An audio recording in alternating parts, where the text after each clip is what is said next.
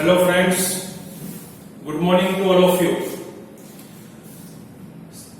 સૌથી પહેલા બધાને હેપી ઇન્ડિપેન્ડન્સ ડે. ઓકે, આજના આપણા લેક્ચર નંબર 13 માં નિશ્ચાયકના એમસીક્યુ વિશે આપણે ડિસ્કશન કરવાનું છે. મિત્રો, આપણે લાસ્ટ લેક્ચરમાં લેક્ચર નંબર 11 અને 12 માં પણ ઘણા બધા એમસીક્યુ વિશે ડિસ્કશન કરેલું છે. હવે એ જ ટોપિકને આપણે આગળ કન્ટિન્યુ કરીએ. તો નિશ્ચાયકમાં આજે ફરીથી કંઈક નવા એમસીક્યુ સાથે હું લેક્ચરની શરૂઆત કરી રહ્યો છું. તમે બધા લેક્ચર નંબર 11 અને 12 માં અને લેક્ચર નંબર 9 અને 10 આઈ થિંક છેલ્લા 3 થી 4 લેક્ચરમાં મિત્રો આપણે નિશ્ચાયકના ઘણા બધા સૂત્રો, એને રિલેટેડ પ્રમેયો અને એના પરિણામોની ચર્ચા કરી હતી. તમે બધા એનાથી પરિચિત છો. હવે આપણે એ જ ટોપિકને આજે આગળ એમસીક્યુ સ્વરૂપે કન્સિડર કરીએ છીએ. તો સૌથી પહેલા મિત્રો આજનો ફર્સ્ટ ક્વેશ્ચન છે કે જો નિશ્ચાયકમાં 1 sin2x cos2x sin2x 1 cos2x sin2x sin2x cos2x 1 sin2x તમને 3x3 ડિટર્મિનન્ટ આપેલો છે, એટલે કે ત્રિહાર નિશ્ચાયક આપેલો છે. તમને એવું કીધું છે કે આ નિશ્ચાયકની મહત્તમ અને ન્યૂનતમ કિંમત, જો આ નિશ્ચાયકને આપણે સપોઝ d ધારી લઈએ તો આ નિશ્ચાયકની મહત્તમ અને ન્યૂનતમ કિંમત અનુક્રમે આલ્ફા અને બીટા હોય. શું હોય? આલ્ફા અને બીટા હોય. તો આ ચારમાંથી કયો ઓપ્શન પોસિબલ બની શકે? માય ક્વેશ્ચન ઇઝ ધીસ: જો નિશ્ચાયકની મહત્તમ અને ન્યૂનતમ કિંમત અનુક્રમે આલ્ફા અને બીટા હોય તો આ ચારમાંથી કયો ઓપ્શન શક્ય બની શકે? તમારો પહેલો ઓપ્શન છે alpha plus beta raised to 99 is 4, alpha cube minus beta raised to 17 is 27, alpha નો ઘન minus beta ની 17 ઘાત બરાબર 27. ત્રીજો ઓપ્શન છે alpha raised to n minus beta raised to alpha raised to 2n minus beta raised to 2n હંમેશા યુગ્મ પૂર્ણાંક છે. શું છે? હંમેશા યુગ્મ પૂર્ણાંક છે. alpha beta તથા alpha minus beta જેની બાજુઓ હોય તેવો ત્રિકોણ રચી શકાય. alpha beta તથા alpha minus beta જેની બાજુ હોય તેવો ત્રિકોણ રચી શકાય. મિત્રો, એમસીક્યુ માં એવું છે કે ઘણી બધી વખત આપણને એવું થાય કે કોઈ ક્વેશ્ચન વાંચી એના ઓપ્શનો જોઈએ ને ત્યારે એમ લાગે કે આ ડિફિકલ્ટ ક્વેશ્ચન હશે. ઓપ્શનો વાંચ્યા પછી ઘણી બધી વખત તમને એવું ફીલ થશે કે આ ડિફિકલ્ટ ક્વેશ્ચન હશે, પરંતુ ઘણી બધી વખત એવું થાય કે ક્વેશ્ચન સમજવામાં જેટલો સરળ નથી હોતો, ધેટ મીન્સ સમજવામાં અઘરો હોય છે, એના કરતા સોલ્વ કરવામાં ઘણો સરળ હોઈ શકે છે. તો આ ક્વેશ્ચનની શરૂઆતમાં હું તમને કહી દઉં, આ જે નિશ્ચાયક છે આ નિશ્ચાયકનું મારે મહત્તમ અને ન્યૂનતમ મૂલ્ય શોધવું છે. ફરીથી હું તમને યાદ કરાવો, નિશ્ચાયક એટલે એક ટાઈપનું સમીકરણ જ છે. તો આ નિશ્ચાયકનું મારે વિસ્તરણ કરવું પડશે, અને વિસ્તરણ કર્યા પછી હું આ નિશ્ચાયકની મહત્તમ અને ન્યૂનતમ કિંમત અથવા એનું મૂલ્ય નક્કી કરીશ. તો મેં શું કર્યું છે, જો આ તમારો જે પહેલો સ્તંભ છે 1 sin2 તો મેં બીજા સ્તંભને 1 વડે ગુણી પહેલામાં એડ કરેલું છે. That is 1 sin2 cos2 sin2 cos2 1 1 that is 2 sin2 cos2 1 1 again 2 sin2 cos2 again 1. તમારો જે પહેલો સ્તંભ છે એની એન્ટ્રી આવશે 2, 2, 1. ક્લિયર? નેક્સ્ટ, બાકીના બે સ્તંભમાં કોઈ ચેન્જ કરેલ નથી. તો ફર્સ્ટ પ્રોસેસ મેં શું કરી છે તો કે બીજા સ્તંભને 1 થી મલ્ટીપ્લાય કરી ફર્સ્ટમાં એડ કરેલ છે.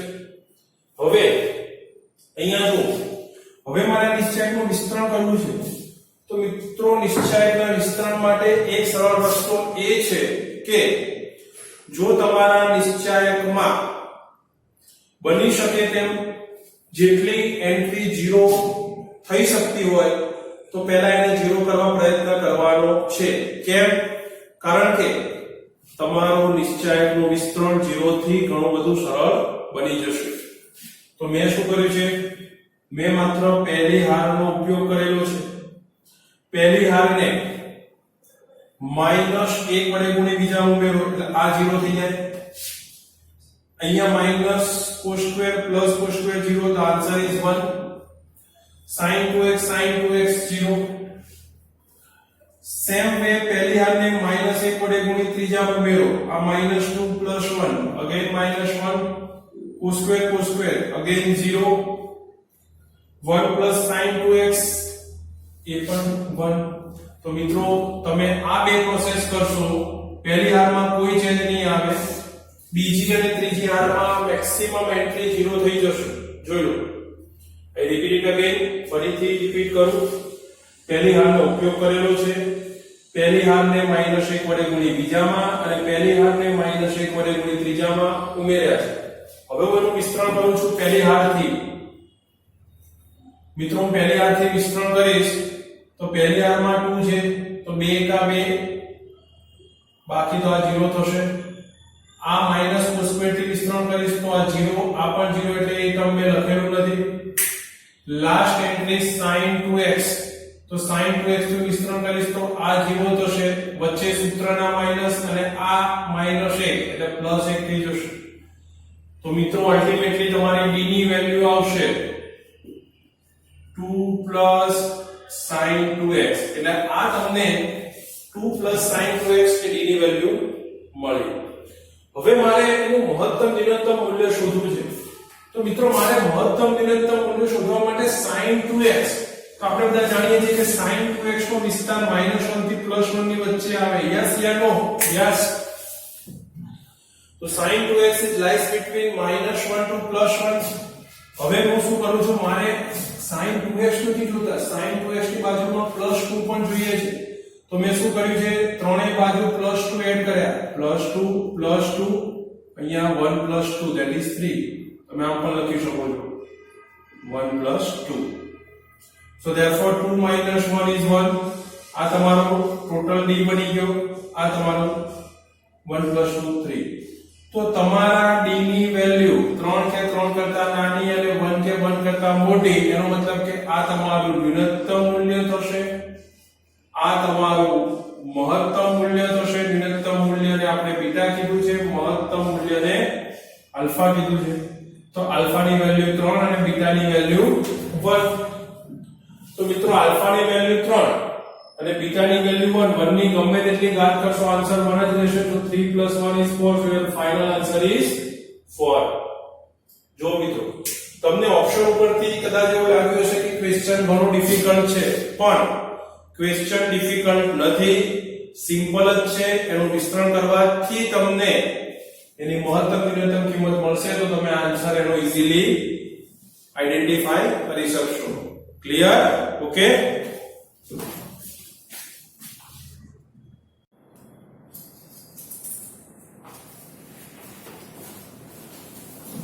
મિત્રો આપણો નેક્સ્ટ ક્વેશ્ચન છે કે જો બ્રેકેટ x એ મહત્તમ પૂર્ણાંક વિધેય દર્શાવે તો જો x -1 અને 0 ની વચ્ચે હોય, જ્યાં -1 સમૃદ્ધ અંતરાલમાં અને 0 વિવૃત અંતરાલમાં, y તમારા 0 થી 1 ની વચ્ચે આવે, જ્યાં 0 સમૃદ્ધમાં 1 વિવૃતમાં અને z પણ 1 અને 2 ની વચ્ચે, જે પણ સમૃદ્ધ અને વિવૃત અંતરાલ છે. હવે તમે મિત્રો આ બધાથી પરિચિત છો. આ મહત્તમ પૂર્ણાંક ભાગ વિધેય અને ન્યૂનતમ પૂર્ણાંક ભાગ વિધેય, આ બંને પ્રકારના વિધેય તમે 11મા ધોરણમાં ભણી ગયા છો. આ બંને વિધેયથી તમે પરિચિત છો. આપણા મેથ્સમાં JEE ના કન્સેપ્ટમાં એઝ વેલ એઝ તમારા ટેક્સ્ટ બુકના કન્સેપ્ટમાં આ બંને ખાસ અગત્યના વિધેયો કહી શકાય. ઘણી બધી વખત ઘણી બધી જગ્યાએ આ વિધેયનો આપણે ઉપયોગ કરીશું. મહત્તમ પૂર્ણાંક ભાગ વિધેય અને ન્યૂનતમ પૂર્ણાંક ભાગ વિધેય એ તમને કેવી રીતે ઓળખી શકાય? આઈ થિંક તમે બધા જાણો છો, તેમ છતાં હું તમને ફરીથી થોડી માહિતી આપી દઉં. સિમ્પલ વે થી જો તમારે યાદ રાખવું હોય, સિમ્પલ વે થી તમારે યાદ રાખવું હોય તો મહત્તમ અને ન્યૂનતમ પૂર્ણાંકને કેવી રીતે યાદ રાખી શકાય તેની હું તમને થોડી હિન્ટ આપી દઉં. ધારો કે તમારી પર્ટિક્યુલર કોઈ બે સંખ્યાની વચ્ચે છે, x એ પર્ટિક્યુલર કોઈ બે વાસ્તવિક સંખ્યાની વચ્ચે છે, તો મિત્રો યાદ રાખજો મહત્તમ પૂર્ણાંક ભાગ હંમેશા તમને ડાબી બાજુનું મૂલ્ય આપશે અને ન્યૂનતમ પૂર્ણાંક ભાગ હંમેશા તમને જમણી બાજુનું મૂલ્ય આપશે. ધારો કે તમને એવું પૂછવામાં આવે કે સપોઝ 2.5 છે, ધારો કે તમને એવું કહેવામાં આવે કે 2.5 નું મહત્તમ પૂર્ણાંક ભાગ કેટલો થાય, તો તમારે 2.5 કઈ બે સંખ્યાની વચ્ચે આવે? 2 અને 3 ની વચ્ચે આવે. તો 2.5 નું મહત્તમ મૂલ્ય 2 થઈ જાય, ન્યૂનતમ મૂલ્ય 3 થશે. એટલે મહત્તમ પૂર્ણાંક ભાગ 2 થશે, ન્યૂનતમ 3 થશે. તમને એમ થાય સર મહત્તમ કેમ 2 થશે? તો મિત્રો હું તમને એની વ્યાખ્યા કહી દઉં. મહત્તમ પૂર્ણાંક ભાગ વિધેયની વ્યાખ્યા કેવી છે? તો મિત્રો મહત્તમ પૂર્ણાંક ભાગ વિધેયની વ્યાખ્યા એવી છે કે આને સપોઝ x કહી દો, તો x થી મોટા ન હોય તેવા પૂર્ણાંકો, x પોતે અપૂર્ણાંક છે, x પોતે શું છે? અપૂર્ણાંક છે. તો x થી મોટા ન હોય તેવા પૂર્ણાંકોમાં, એટલે કે 2.5 થી મોટા ન હોય તેવા, એનો મતલબ 2.5 થી બધા નાના આવે, 2 1 0 -1 -2 અપ ટુ ઇન્ફિનિટી. તો 2.5 થી મોટા ન હોય તેવા, તો તમે સમજો હવે કે 2.5 થી નાના હોય તો મારે કઈ બાજુ જવું પડે? ડાબી બાજુ. તો ડાબી બાજુ જઈશ તો સંખ્યા કયા ક્રમમાં આવે? ઉતરતા ક્રમમાં આવે. સંખ્યા ઉતરતા ક્રમમાં આવે તો મારે કયો ભાગ શોધવો છે? મહત્તમ ભાગ શોધવો છે. તો સંખ્યા ઉતરતા ક્રમમાં આવે તો મહત્તમ ભાગ કયો થાય? જ્યાંથી તમે ડાઉન લેવલ ચાલુ કરો છો પહેલી પૂર્ણાંક સંખ્યા તમારો મહત્તમ નંબર થશે. That means 2. ક્લિયર? ન્યૂનતમમાં એનાથી ઊંધું છે મિત્રો કે 2.5 થી મોટા નાના ન હોય તેવા, 2.5 થી નાના ન હોય તેવા, ધેટ મીન્સ એનાથી મોટા. તો 2.5 થી મોટા જાઓ તો 3 4 5 6, તમારે કયા ક્રમમાં જવાનું? ચડતા ક્રમમાં. ચડતા ક્રમમાં જશો તો સંખ્યા મોટી થતી જશે, તો એમાં તમારે કયો ભાગ શોધવો છે? ન્યૂનતમ. તો એમાં નાની સંખ્યા કઈ થશે? 3 થશે. તો ન્યૂનતમ ભાગ થશે 3. Okay, clear? તો આવો અહીંયા આવે, જો બ્રેકેટ x એ મહત્તમ પૂર્ણાંક વિધેય દર્શાવે જ્યાં તમને x y અને z ની કન્ડિશનો આપેલી છે, તો તમારે આ નિશ્ચયકનું મૂલ્ય શોધવાનું છે. તો સૌથી પહેલા નિશ્ચયકમાં આપ્યું છે પૂર્ણાંક x + 1, પૂર્ણાંક y, પૂર્ણાંક z, પૂર્ણાંક x, પૂર્ણાંક y + 1, પૂર્ણાંક z, પૂર્ણાંક x, પૂર્ણાંક y અને પૂર્ણાંક z + 1 નું મૂલ્ય કેટલું થાય? એકદમ સિમ્પલ ક્વેશ્ચન છે મિત્રો. તમને ચાર ઓપ્શન આપ્યા છે, પૂર્ણાંક x, પૂર્ણાંક y, પૂર્ણાંક z અને એક પણ નહીં. આ ચાર ઓપ્શન આપેલા છે. હવે તમે સમજો, આ જે પહેલી કન્ડિશન છે કે x ની વેલ્યુ -1 અને 0 ની વચ્ચે, તો x એ તમારા -1 અને 0 ની વચ્ચે આવે તો પૂર્ણાંક x નું મૂલ્ય હમણાં મેં તમને કીધું કઈ બાજુનું મૂલ્ય આપે? ડાબી બાજુનું. તો આની મહત્તમ વેલ્યુ કેટલી થાય? -1 થાય. y ની મહત્તમ વેલ્યુ કેટલી થશે મિત્રો? 0 થશે. z ની મહત્તમ વેલ્યુ કેટલી થશે? 1 થશે. ધેટ મીન્સ આના પરથી મિત્રો મને x, y અને z ની મહત્તમ વેલ્યુ મળી ગઈ. ક્લિયર? અહીંયા પર્ટિક્યુલર આપેલું જ છે કે તમારો x આ બે સંખ્યાની વચ્ચે છે, y એ આ બે સંખ્યાની વચ્ચે છે અને z એ આ બે સંખ્યાની વચ્ચે છે. જો પર્ટિક્યુલર x, y, z એ પર્ટિક્યુલર બે સંખ્યાની વચ્ચે હોય તો ડાબી બાજુનું મૂલ્ય એ મહત્તમ મૂલ્ય દર્શાવે, જમણી બાજુનું મૂલ્ય એ ન્યૂનતમ દર્શાવે. ઓકે, તો તમને આ વેલ્યુ તમે નિશ્ચયકમાં લખશો તો અહીંયા લખો -1 + 1 એટલે પહેલી એન્ટ્રી 0, કારણ કે x નો મહત્તમ પૂર્ણાંક ભાગ -1 છે, y નો તો 0 જ છે, z નો 1 છે. ધેટ મીન્સ તમારી પહેલી રો થશે 0 0 1. ચલો next, x -1, y 0 + 1 that is 1, z 1, next third row x ની જગ્યાએ -1, y ની જગ્યાએ 0, z ની જગ્યાએ 1 + 1 that is 2. હવે જો મારી પાસે નિશ્ચયક મળી ગયો, નિશ્ચયકનું મારે વિસ્તરણ કરવું છે પહેલી હારથી, પણ પહેલી હારમાં મિત્રો બે ઘટકો 0 છે. આ કે ના બે ઘટક 0 છે, હું લાસ્ટ એન્ટ્રી થી વિસ્તરણ કરીશ તો આ તો 0, આને લઈ લો તમે -1, વચ્ચે સૂત્રના માઈનસ એટલે +1 થઈ જશે. ધેટ મીન્સ તમારા નિશ્ચયકનું મૂલ્ય +1. તો અહીંયા તો આન્સર જ નથી. તો શું કરીશું? ડોન્ટ વરી, +1 આમાંથી કયો પૂર્ણાંક ભાગ છે? કોનો છે? z નો. તો તમારો આન્સર થશે પૂર્ણાંક z. ક્લિયર? ઓકે? યસ. નાઉ મિત્રો નેક્સ્ટ ક્વેશ્ચન, એક નિશ્ચયક આપે છે ક્રમચય સંચય, જે તમે ખૂબ સરસ રીતે 11th માં અભ્યાસ કરેલો છે. તો મિત્રો ક્રમચય સંચયમાં તમને એક નિશ્ચયક આપ્યો છે 1 1 1 nc1 n + 3c1 n + 6c1 nc2 n + 3c2 n + 6c2 નો અવયવ. ધેટ મીન્સ તમને ક્વેશ્ચનમાં શું કીધું છે સમજો. આ નિશ્ચયકનો અવયવ 3n હોય તો n ની મહત્તમ કિંમત કેટલી થાય? આઈ રિપીટ ઇટ અગેન. શું કીધું છે તમને કે આ નિશ્ચયકમાં એનો અવયવ 3n હોય, એટલે કે આ નિશ્ચયકનું વિસ્તરણ કરીએ તો વિસ્તરણનો અવયવ કયો આવે? 3n.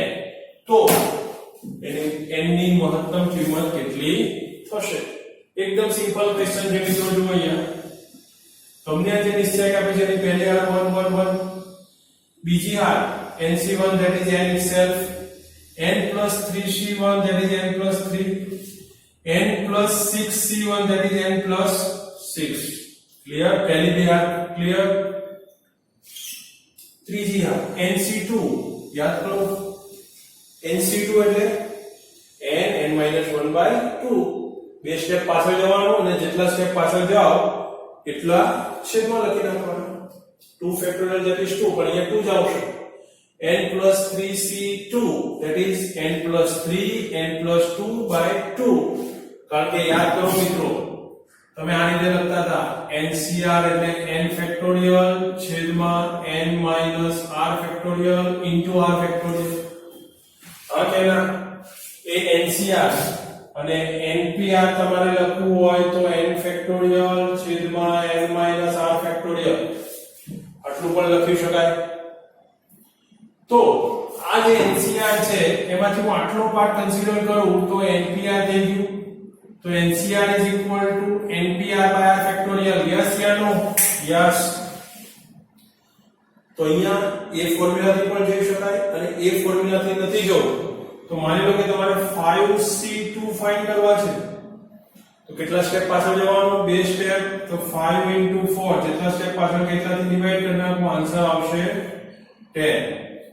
5c2 10 થશે 5p2. So 5p2 શોધવા છે તો બે સ્ટેપ પાછળ જાઓ. 5 * 4 that is 20. ક્લિયર? ઓકે. તો મિત્રો અહીંયા મેં લખ્યું છે nc2. તો nc2 ની ફોર્મ્યુલા છે n n-1/2 n + 3c2 that is n + 3 n + 2/2 n + 6c2 n + 6 n + 5/2. Okay. હવે સમજો આ જે ત્રીજી હાર છે, ત્રીજી હારને હું 2 થી ગુણી નાખું. કેટલા વડે ગુણું? ત્રીજી હારને 2 થી ગુણું તો 12 2 થી ભાગવા પડે. ઓકે, કારણ કે બેલેન્સ કરવું પડે.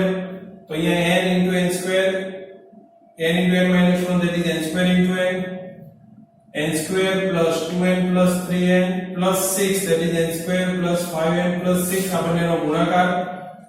અહીંયા બંનેનો ગુણાકાર n square plus 11n plus 30 થઈ જશે. છેદના બે તો 12 આવી ગયા છે. હવે શું કર્યું છે ધ્યાન આપજો.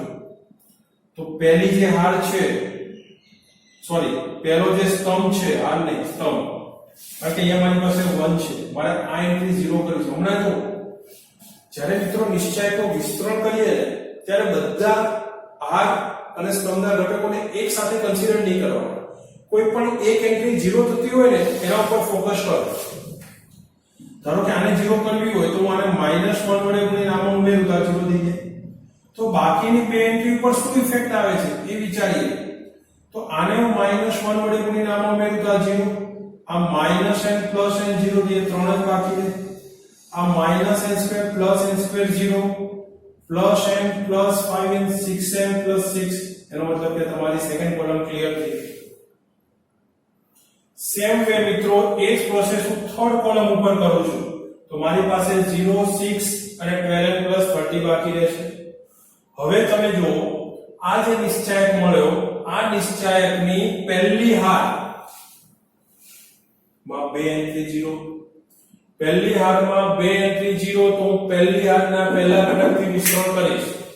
તો આને હું અહીંયા ગુણાકાર કરીશ તો 12 તરી 36n પ્લસ 30 તરી 90 માઈનસ 6 36n માઈનસ 36 બંને બાજુથી 36n 36n કેન્સલ કરો 90 માઈનસ 36 તો કેટલા બાકી રહે 54 એના ભાગ્યા 2 એટલે 27 તમને એમ કીધું હતું. હવે આવો પ્રશ્ન ઉપર તમને એવું કીધેલું હતું કે જો નિશ્ચાયક એ 3n નો અવયવ હોય એનો મતલબ અહીંયા તમારો આન્સર છે 27. It is a multiple of 3. 27 it is a multiple of 3. તો 27 છે એટલે 3n લખી શકાય. તો 3n બરાબર 27 ક્યારે પોસિબલ બને તો એની મહત્તમ કિંમત કેટલી આવે 3 આવશે. તમારો આન્સર થશે 3. ક્લિયર? તો મિત્રો આ બંને MCQ માં તમને કંઈક ડિફરન્ટ જોવા મળ્યું. કેવું? એક તો તમારો મહત્તમ ન્યૂનતમ પૂર્ણાંક ભાગની ચર્ચા કરી. બીજી વસ્તુ સુરેખ ક્રમચય અને સંચય જે આપણે ક્રમચય અને સંચયના 11th માં અભ્યાસ કરેલો છે તેને રિલેટેડ પણ MCQ નું આપણે ડિસ્કશન કરેલું છે. ઓકે?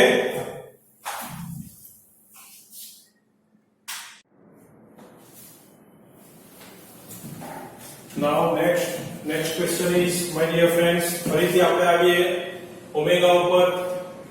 જો omega is not equal to 1 omega is not equal to 1 એ 1 નું કાલ્પનિક ઘનમૂળ છે. ત્યાં omega is not equal to 1 એ 1 નું ઘનમૂળ હોય તો નિશ્ચાયકમાં 1 plus 2 omega raised to 100 plus omega raised to 200 omega square 1 તો નિશ્ચાયક સમજો બરોબર. ખાલી એની ઘાત મહત્તમ છે મિત્રો. 1 plus 2 omega raised to 100 plus omega raised to 200 omega square 1 plus omega raised to 100 plus 2 omega raised to 200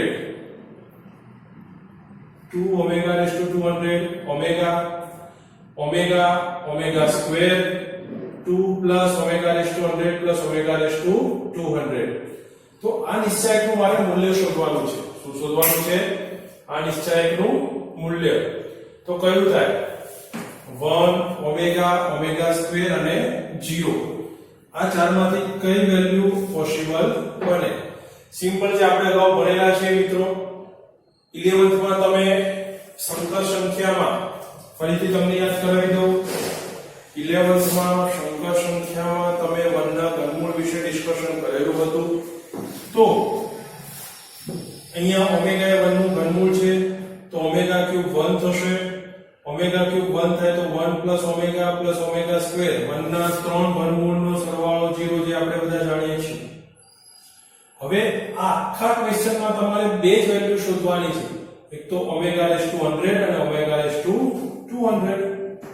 તો મિત્રો સમજો અહીંયા ઓમેગા રેઝ ટુ 100 તો આને 3 ના પાવરમાં કન્વર્ટ કરું તો 33 into 3 99 into 1 that is omega raised to 100. તમારે શું કરવાનું? જો તમને ના ખ્યાલ આવે તો તમારી પાસે જે ઘાત છે એની આગળ પાછળના નંબર જે 3 ના ગુણાંકમાં આવતો હોય એને એક પાર્ટમાં ડિવાઈડ કરી નાખવાનો. તો મિત્રો 100 ની નજીકનો નંબર 99 ભાગ્યા 3 એટલે 33 થશે. તો અહીંયા લખી શકીશ ઓમેગા ક્યુબ ની 33 ઘાત into ઓમેગા 1. પણ ઓમેગા ક્યુબ તો 1 છે તો 1 into omega that is omega. તો ઓમેગા રેઝ ટુ 100 નું મૂલ્ય થઈ જશે ઓમેગા. ક્લિયર? તમે એમ કહેશો omega raise to 200 don't worry omega cube લખી નાખો તો 200 ની નજીકની સંખ્યા 99 98 આવશે 198 by 3 કરો 3 6 જા 18 180 66 થશે તો અહીંયા લખી 66 66 ગુણ્યા 3 198 into omega square. So 1/66 into omega square, that is again omega square. તો મિત્રો સમજો કે omega raised to 100 નું મૂલ્ય omega અને omega raised to 200 નું મૂલ્ય omega square. ક્લિયર? તો જ્યાં નિશ્ચાયકમાં omega raised to 100 અને omega raised to 200 છે એની વેલ્યુ આપણે અહીંયા લખીએ છીએ. તો હવે સમજો હવે અહીંયા જો હું ફરીથી તમને અહીંયા એક્સપ્લેન કરું મેં નીચે લખેલું જ છે આ 1 પ્લસ 2 ઓમેગા રેઝ ટુ 100 છે ઓમેગા રેઝ ટુ 100 નું મૂલ્ય ઓમેગા રેઝ ટુ 200 નું મૂલ્ય ઓમેગા સ્ક્વેર તમારો પહેલી એન્ટ્રી બાકીની બે એન્ટ્રી એઝ ઇટ ઇઝ ચલો આ 1 અહીંયા જો omega raised to 100 એટલે omega raised to 200 that is 2 omega square last entry as it is omega square are 2 plus omega square આ તમારો નિશ્ચય કમ્પ્લીટ હવે મારે મેં વેલ્યુ સબસ્ટિટ્યુટ કરી છે વેલ્યુ મૂકેલી છે omega raised to 100 છે ત્યાં omega લખ્યા છે omega raised to 200 છે ત્યાં omega square લખેલા છે હવે મારે આને સાદું રૂપ આપવું છે મારી પાસે હમણાં મેં તમને કીધું 1 plus omega square તો શું લખાય 0 લખાય તો અહીંયા 1 plus 2 omega છે તો હું શું કરીશ 1 plus omega square આમાંથી 2 omega થાય એમાંથી ભાગ પાડ્યા omega બાકીની બે એન્ટ્રી એઝ ઇટ ઇઝ અહીંયા 1 આના હું ઓમેગા સ્ક્વેર માં બે ભાગ પાડીશ એમાં પાડીશ કારણ કે બે વખત ઓમેગા સ્ક્વેર છે આ omega square 2 plus omega square તો 2 ના ભાગ પાડું 1 + 1 જોયો નિશ્ચાયકમાં આખા નિશ્ચાયકમાં મિત્રો જ્યાં 2 omega square હતા ત્યાં મેં omega square plus omega square કર્યું 2 omega હતા ત્યાં omega plus omega કર્યું 2 હતા ત્યાં 1 plus 1 કર્યું કેમ હવે તમે આ વિચારો તો આનું મૂલ્ય 0 એટલે તમારો નિશ્ચયકમાં ખાલી omega બાકી રહે આ omega square અને 1 as it is આ 1 as it is આનું મૂલ્ય 0 તો તમારા નિશ્ચયકમાં omega square બાકી રહે omega square આનું મૂલ્ય 0 તમારા નિશ્ચયકમાં 1 બાકી રહે તો મિત્રો આ તમારો ફાઇનલ નિશ્ચયક જે મળ્યો d omega square 1 omega square omega square 1 તો આ નિશ્ચયકને હું બીજા સ્તંભને 1 વડે ગુણી પહેલામાં અને ત્રીજાને 1 વડે ગુણી પહેલામાં ત્રણેયનો રો વાઇઝ સરવાળો કરો આ ત્રણેયનો રો વાઇઝ એટલે કે હારમાં સરવાળો કરો ને તો પહેલો સ્તંભ તમને સમાન મળશે જો 1 + omega square omega square 1 omega square omega મળે છે તો મિત્રો આની વેલ્યુ તો 0 છે એટલે પહેલો સ્તંભ તમારો 0 થઈ જશે પહેલો સ્તંભ 0 થઈ જશે એનો મતલબ એવો થશે મિત્રો કે તમારા નિશ્ચયકનું મૂલ્ય શું થઈ જાય 0 થઈ જાય અને નિશ્ચયકનું મૂલ્ય 0 તો તમારો આન્સર થશે 0 અલ્ટિમેટલી નિશ્ચયકમાં કોઈ પણ હાર કે સ્તંભ આપણે નિશ્ચયકના પરિણામમાં ભણેલા છે નિશ્ચયકમાં કોઈ પણ હાર કે સ્તંભનું મૂલ્ય જો 0 હોય તો નિશ્ચયકનું મૂલ્ય શું થઈ જાય 0 થઈ જાય ઓકે તો મિત્રો આજના આપણે જે 4 MCQ જોયા ડિફરન્ટ ટાઈપના એક ક્રમજય સંચય વિશે ચર્ચા કરી એક મહત્તમ ન્યૂનતમ પૂર્ણાંક ભાગ વિશે ચર્ચા કરી ત્યાર પછી એક આપણે ફરીથી આપણે રિવિઝનના સ્વરૂપમાં ઓમેગાનો એમસીક્યુ જોયેલો છે ઓકે તો આજે જે એમસીક્યુ નું ડિસ્કશન કર્યું છે અગાઉના લેક્ચરમાં પણ કર્યું છે દરેક વખતે આપણે ડિફરન્ટ ટાઈપના એમસીક્યુ નું ડિસ્કશન કરતા રહીએ છીએ કે જેથી તમારા 11th ના કન્સેપ્ટ પણ રિવાઇઝ થઈ જાય ઓકે તો મહત્તમ ન્યૂનતમ મૂલ્ય શોધવું હોય તો પણ કેવી રીતે શોધી શકાય એ પણ મેં તમને લાસ્ટ લેક્ચરમાં ડિસ્કશન કરેલું હતું તો મિત્રો ફરી આ જ પ્રકારના નવા એમસીક્યુ આપણે નિશ્ચયકમાં કરતા રહીશું હવે મેં તમને લાસ્ટ લેક્ચરમાં આઈ થિંક એક નિશ્ચયકનો એક પાર્ટ હોમવર્કમાં આપેલો હતો હજી સુધી તમે મને એ રિપ્લાય આપેલો નથી તો ફરીથી હું તમને કહું છું કે એક જે હોમવર્કનો પાર્ટ આપેલો હતો એ તમારે મને WhatsApp-માં વર્કઆઉટ કરી તમારે મને મોકલવાનો છે હું નેક્સ્ટ લાઈવ લેક્ચરમાં તમારી પાસે એ વર્ક કરેલું કમ્પ્લીટ હું માંગીશ સો જેથી કરી તમારે એને વર્કઆઉટ કરવાનો છે મિત્રો આ બધા લેક્ચરની તમારે મેક્સિમમ ટાઈમ પ્રેક્ટિસ કરવાની છે નહીં કે એક વખત જોઈ લેક્ચર મૂકી દેવાના જ્યારે જ્યારે તમે એને રેકોર્ડિંગ લેક્ચરને ફરીથી જેટલી વખત રિવિઝન કરશો એટલી વખત તમારા માઇન્ડમાં બધા કન્સેપ્ટ ક્લિયર થતા રહેશે okay have a good day thank you